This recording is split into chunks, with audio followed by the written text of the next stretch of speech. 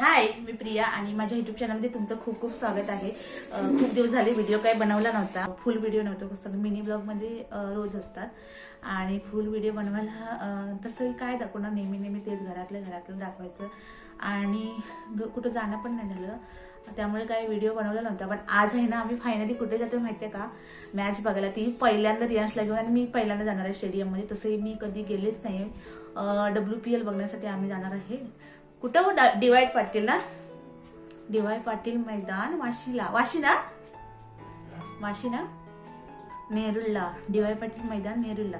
तुम्हाला दाखवेन तुम्हाला ह्या मॅच व्हिडिओ पूर्ण करेन मी। इथून जो प्रवास आहे आमचा, आता मी घरी आहे, माझ्या आता रेडी झाले, माझा भाऊ येतोय, छोटा भाऊ, मोठा भाऊ आणि माझे पप्पा पण आहेत, रियांसाठी रेडी आणि माझ्या आत्याचे मुलगा, आम्ही 5-6 जण निघालोय।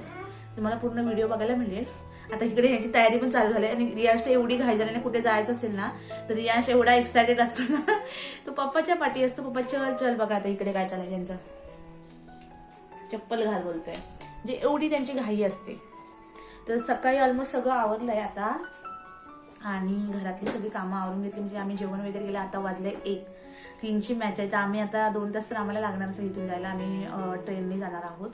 तर पूर्ण जेवण वगैरे सगळं आवरलंय, मी जेवलो, सगळं घर आवरून घेतलं आणि मग रियांशला वगैरे बनवून घेतला, रियांशला थोडासा स्नॅक वगैरे घेतलाय। बघू आता तिथे काय नियम आहे हे आम्हाला माहित नाही, की आतमध्ये काय घेऊन जायला देतात, पण रियांश आहे त्यामुळे बघू काय दिलं तर घेऊन जाऊ, नाही तर मग बघू 2-3 तास कसं ऍडजस्ट करू। लेट्स गो, चला तर मग आम्ही आता जातोय स्टेशनला, डोंबिवली स्टेशनला। आता हा माझा रियांश एक युट्यूब आहे, रियांश 2 वर्षाचा झालाय।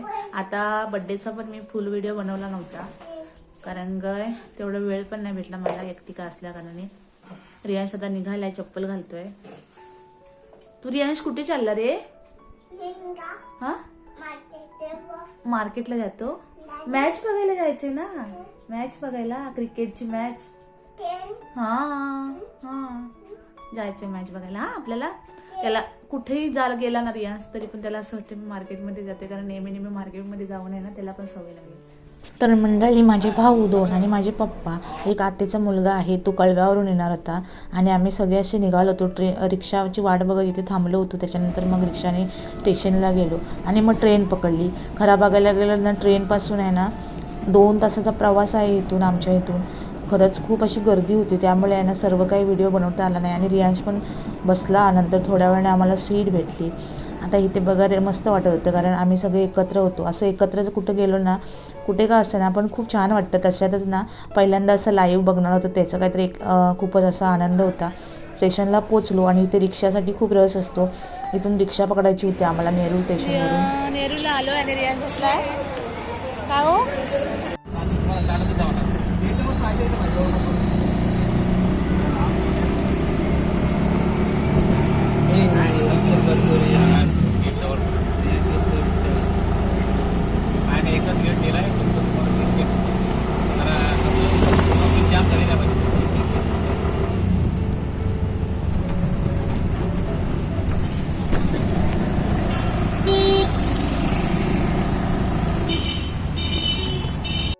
फायनली आता आम्ही आतमध्ये जातोय स्टेडियममध्ये।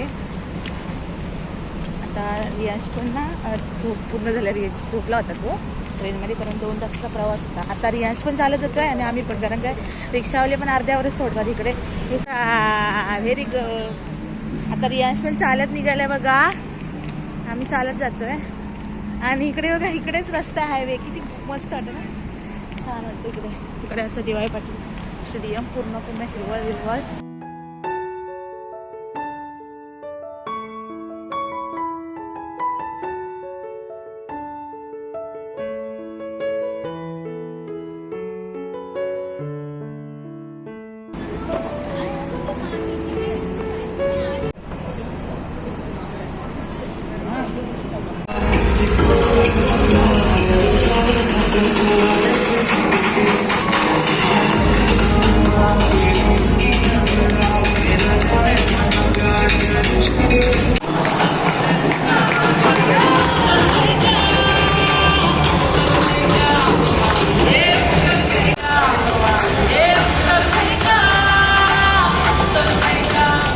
यूपी वॉरियर्स के सारे झंडे ऊपर, सारे झंडे ऊपर, सारे झंडे ऊपर।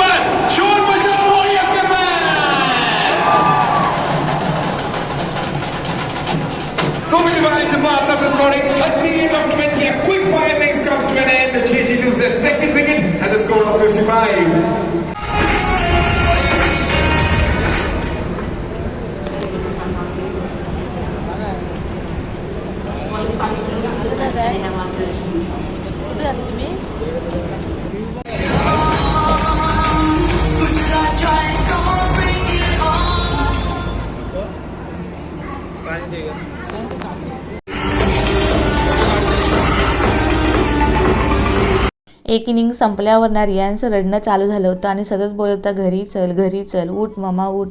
तर मग काय एक इनिंग बघितल्यानंतर आम्ही घरी निघालो होतो. बाहेर आल्यावर तर रियांश खूप खुश झाला होता, कारण त्याला तिथं बसून कंटाळा आला होता.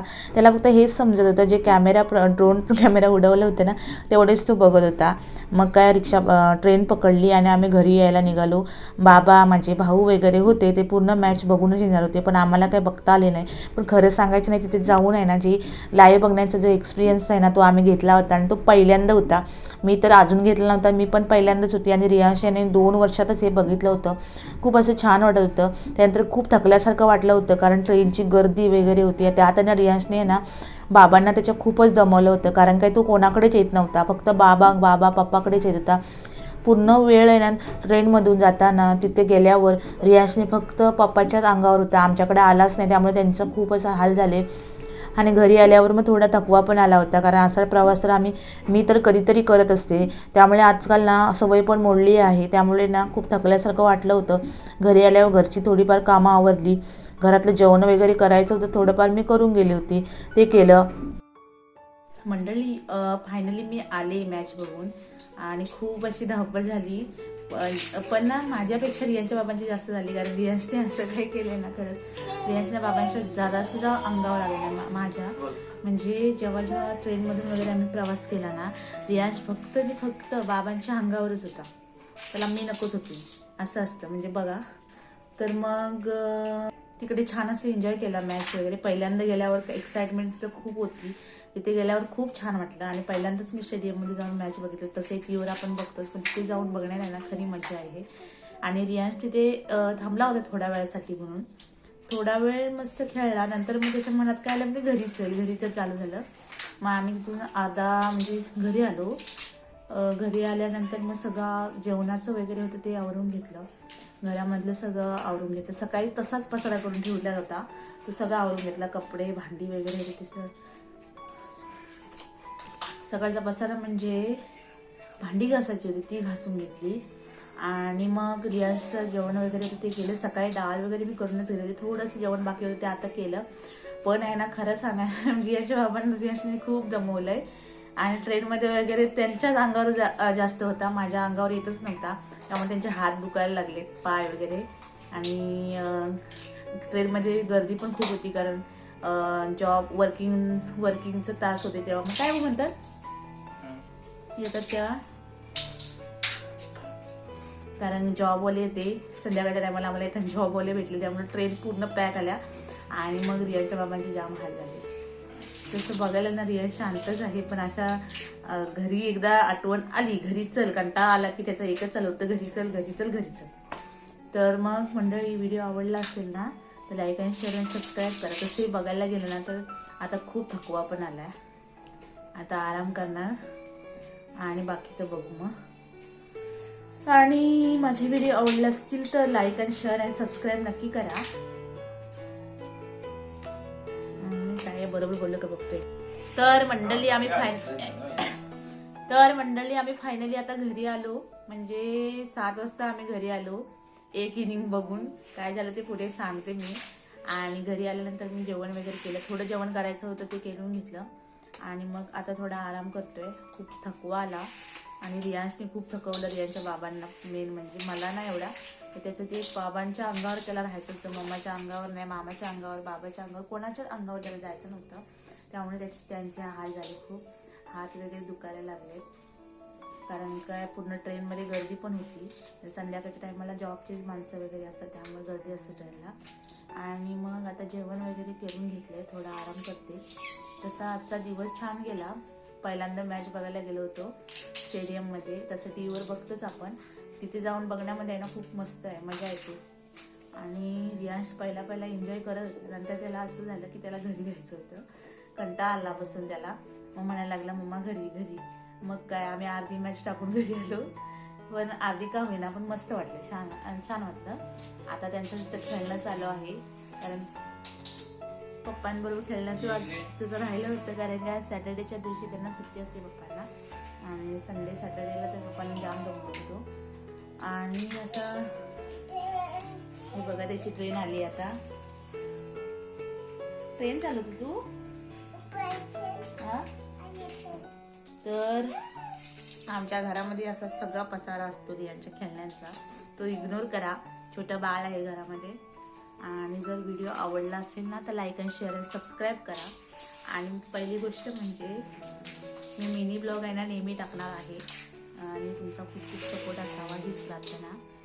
आणि आवडत असेल तर कमेंट करा, आणि चुका असतील त्या पण सांगा, काय चुकत असेल व्हिडिओमध्ये ते, म्हणजे अजून चुका सांगितल्या नाही ना, चुका दुरुस्त करता येतात, म्हणजे समजतं आम्हाला काय चुकतंय का माझं, काय एडिटिंगमध्ये चुकतंय की काय बोलण्यामध्ये चुकतंय, असं ते पूर्णपणे स्पष्ट सांगितलं ना तर बरं पडतं. म्हणजे तुम्ही सांगाल ना तर आम्हाला पण कळेल ना की आमचं काय चुकतंय. ते मंडळी आता जेवण वगैरे करतो आणि आराम करतो थोडा. ते भेटूया पुढच्या ब्लॉगमध्ये, तोपर्यंत बाय.